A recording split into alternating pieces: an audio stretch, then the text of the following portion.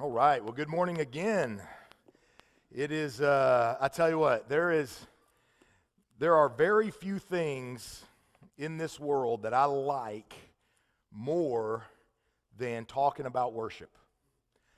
Because it's such a wide, broad, encompassing topic. And it's one of those topics where everybody has got a thought on it. Now, most of those thoughts are probably inaccurate. I mean, but no, seriously, everybody's got a thought on this. And so if you can talk about something that, if you've been to church, you sort of have an idea of what worship is and what worship's for and what worship does. And so that gives us a really good start to talking about it. So in the backdrop of, or in front of the backdrop of the empty tomb, I want to, again, emphasize the importance of us concentrating on and defining our life by the shared experience that we all are looking forward to, and that is our very own empty tomb. Because if we believe what we believe, truly, we know that our life has a purpose and has an ending. This life has an ending that is glorious and eternal, not final, right? And that inspires us to live a certain way. We don't live scared. We don't live afraid. We don't live, worried. We don't live anxious. We live a life of joy and of peace, knowing, as Randy said in the devotional, the meditation for our communion, we know that God's going to care for us.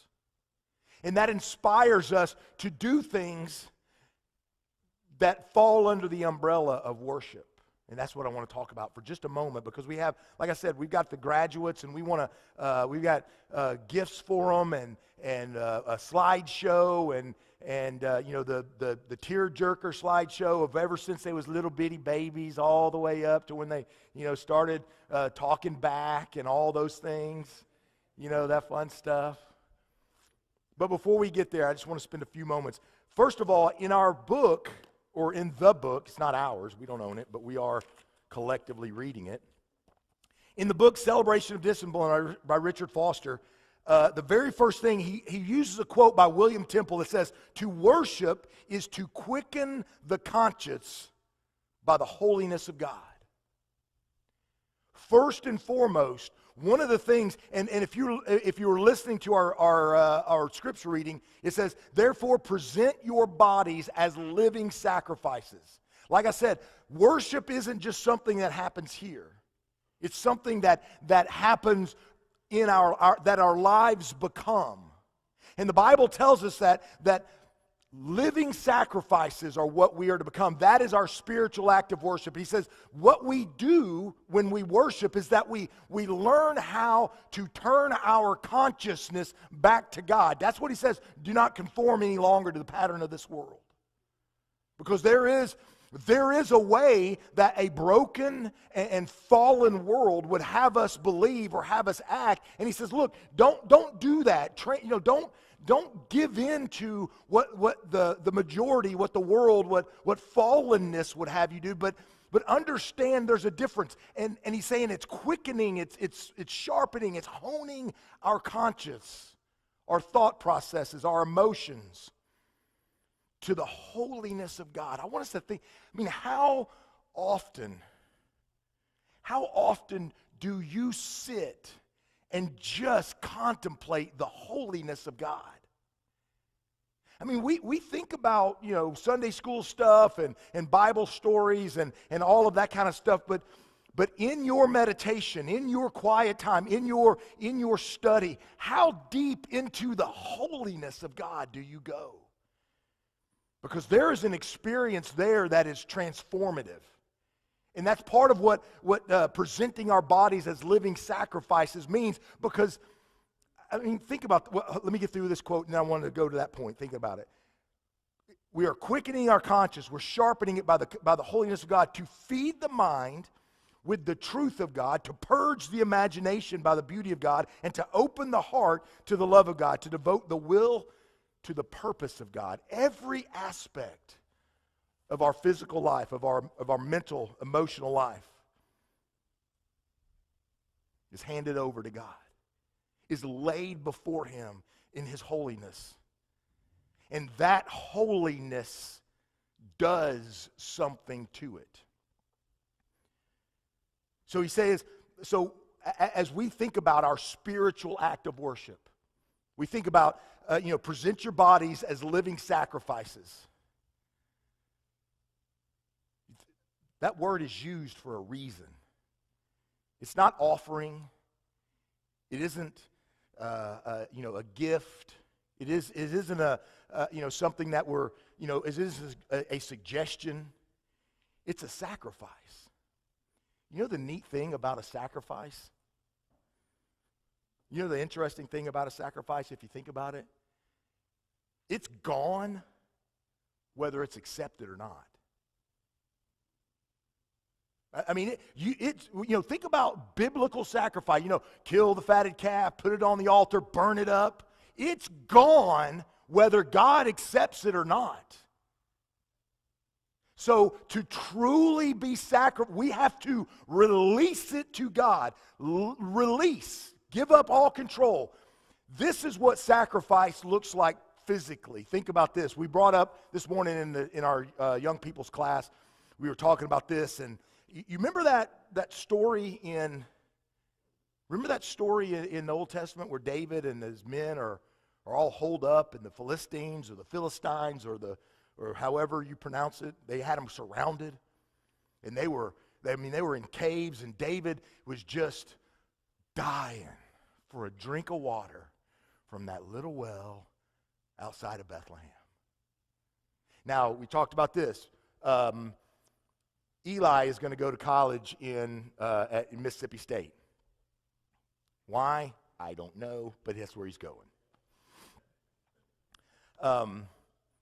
You know what they don't have in Mississippi State, in Starkville? They got cowbells, but they don't got Emo's Pizza. So there's going to come a time when Eli is going to say, you know what? These cowbells just aren't cutting it for me anymore. I really wish I had some Emo's Pizza. I mean, it's the square beyond compare, brother. I mean, we all know that. You know how like something from home just, when you're away and you think about it, and man, you might not even like Emo's Pizza now, but if you can't have it, that might become all you think about at some point. Because it just reminds you of home. It reminds you of something, whatever. And David was like that. There was this little well outside of Bethlehem, and they didn't have Emo's Pizza back in those days, but they did have the water from his hometown well. And David and his men were surrounded, and they were about to be killed as far as they know. And he just said, oh, would that I could have a sip of water from that well just outside of Bethlehem. And you know what his boys did?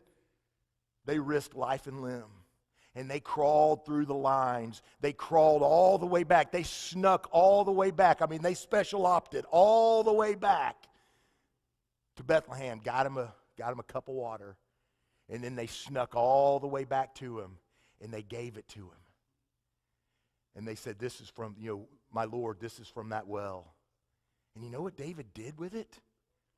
He poured it out before the Lord. Poured it out before the Lord. He honored, he sanctified that water by giving it to God. Now, other people that aren't as in tune with God, aren't as sacrificial, aren't as worshipful to God, they would have, what in the world? But here's the thing about a sacrifice. Once he poured it out, that water's gone. You can't get it back. All right. Norm would tell you, yeah, you could dig it up, you could process, you could extract it out.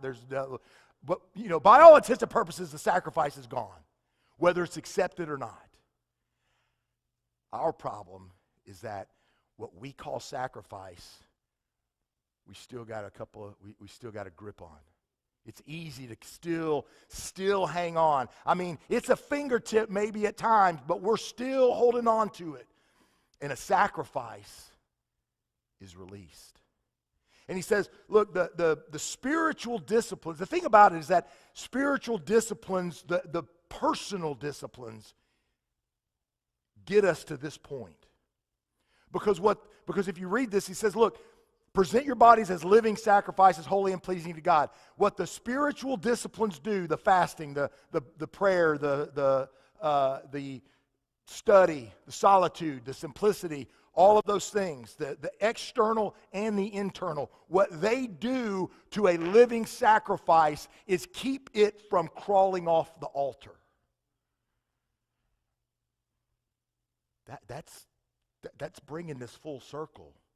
So the problem is that if we're not engaging in the individual disciplines, we can't just assemble ourselves for an hour a week and call it worship.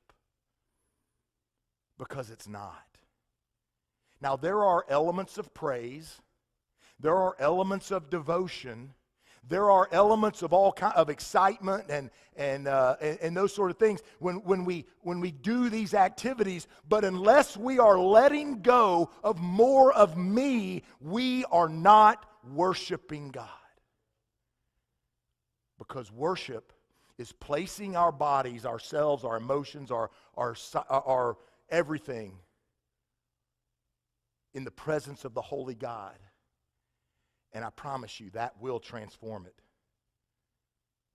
That will transform. I mean, think about Jacob wrestling with God at the ford of the river Jabbok. I mean, he's there's some type of a theophany there that Jacob's wrestling with, and he says, I won't let you, they wrestle all night, I won't let you go until you bless me.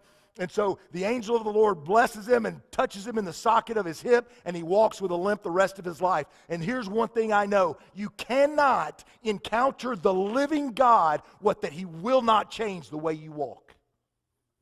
And that's the truth. So whatever you call what we're doing in here, if it's not altering life, it is not worship. And it brings me to my second point, when he says in John chapter 4, when he's talking about the woman at the well, and he says, look, go and read that story. John chapter 4, woman at the well. That's not the fact that he's having interaction with this lady and the things he says and all of that, the proving who he is. That's not what I want to deal with. What she says at the very end, she says, look, let's talk about worship. You say we need, or the Israelites say we need to get to worship here, and the Samaritans say we got to worship there, and we worshiping over there, we worship over here. He says, look, woman, this just makes me laugh every time I read that. It's like when he says to his mom, woman, he's on the cross. He goes, look, woman. I've tried that with Vic. She didn't like it. She's like, what, man? I hurt myself right there. That was bad. That was a bad idea. But he says, look, there's coming a time when the worshipers that God seeks will worship in spirit and in truth. And what we've done with that is we take spirit and truth and we turn it into how you worship. There is a way in which you are allowed to worship. That's what spirit and truth means to us. Let me ask you this. What if it doesn't? What if it does, but it doesn't? What if it could mean spirit and truth doesn't mean how, but it means why? Why do you worship? Because how I worship truly is immaterial if the why is not the most important thing. So you have to answer that. Why do you worship? Why? So you can feel better? Do you worship so that people will think highly of you? I mean, because we all know that we think about people at times. I mean, there's a level of something that goes on based on how often I see you on Sundays. I mean, you got the regulars. I don't know about that guy. He's only here a little bit. I mean, we do it. I'm saying the quiet part out loud. We're gonna judge you based on your attendance. So the more you're here, the better we like you. I mean, doesn't that sound super churchy? I mean, let's just say it. But why? Why are you worshiping? Is it so that some random dude who stands up in front of people every week and talk, so he'll think about good about you? Or is it because I want to put my life in the spotlight of God's holiness? And I want it honed to a razor spiritual sharpness. That's what I want. But make no mistake about it, sacrificing hurts. Sacrificing hurts. Read what Hebrews says about being pruned. You ever had anything cut off of you? I haven't, but I imagine it's uncomfortable. That's worship. The availability to that process is worship. So the only question that we're left to ask, when it comes to our life before God, when it comes to whether it's praise or prayer or any of those things, the question we can ask is, do I want the holiness of God to change me? The answer to that question will determine whether we will worship Him or not. We might go to church, but will we worship Him? This morning, we're going to go way deeper into worship in 2 weeks. Next week, we're talking about moms. And I will give you a cheat sheet, gentlemen. It's going to hurt you more than it's going to hurt them. And here's something that has haunted me since I started developing this sermon, and I want you to be haunted by it a little longer than you normally would, so I'm going to give it to you now. When somebody asks your wife, what's it like being married to you? If you had to give one answer, one word, would it be peaceful? Would it be peaceful? So there's part of the challenge right there that's coming. We're going to talk about how wonderful and soft and they smell great and they're awesome and they're good cooks and we love them and all that. But guys, we're going to get challenged next week. Because women of God deserve men of God. I got one guy that agrees with that. I'm going to say, women of God deserve men of God. Thank you, Virginia, for that hearty amen. That's a woman of God that says, you know what we need? Yeah, she knows. But are we worshiping? I want to bring it back to this. Do you go to church or do you worship?